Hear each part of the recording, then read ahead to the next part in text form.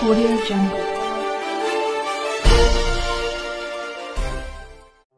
वालेकुम नाज़रीन, पाकिस्तान न्यूज़ में खबरों जो सिलसिलो जारी रिपोर्ट शामिल करना पटियालो का जी नाज़रीन। पटियालो में सब डिवीज़न सैपको के मुलाजमन यूनियन लेबर सब डिवीज़न सैपको के चेयरमैन रबनवाज मशवरी के अॻवाणी में वापडा अंदर पूरे लेबर समेत सैपको के निजकारी करण खिलाफ कमर्शियल हड़ताल करे ॿांहनि ते क़ारियूं पटियूं ॿधी एहतजाजी मुज़ाहिरो कयो, जंहिंमें मुलाजमन वॾे तइदाद में शिरकत कई।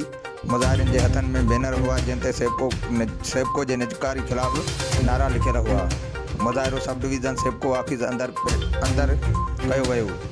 खबर मूजिब पटियालो सब डिवीज़न सैपको के मुलाजमन यूनियन लेबर सब डिवीज़न सैपको के चेयरमैन रबनवाज मशवरी की अॻवाणी में वापडा ऑफिस अंदर पूरी लेबर समेत सैपको के निजकारी करण खिलाफ कमर्शियल हड़ताल करे ॿांहनि ते क़ारियूं पटियूं ॿधी एहतजाजी मुज़ाहिरो कयो, जंहिंमें मुलाजमन वॾे तइदाद में शिरकत कई। मुज़ाहिरन के हथनि में बयनर हुआ जिन ते सैपको निजकारी खिलाफ नारा लिखियल हुआ।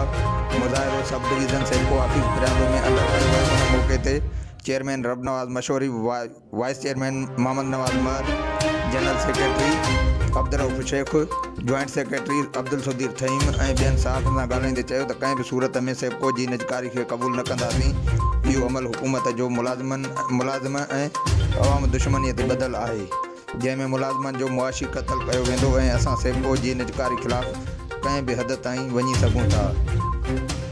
Report Mushtaq Solangi, Pakistan news TV पटियालो। वधीक ख़बरुनि लाइ ॾिसंदा रहंदा पाकिस्तान न्यूज़ TV जे पेज खे लाइक ऐं शेयर करणु न विसारींदा।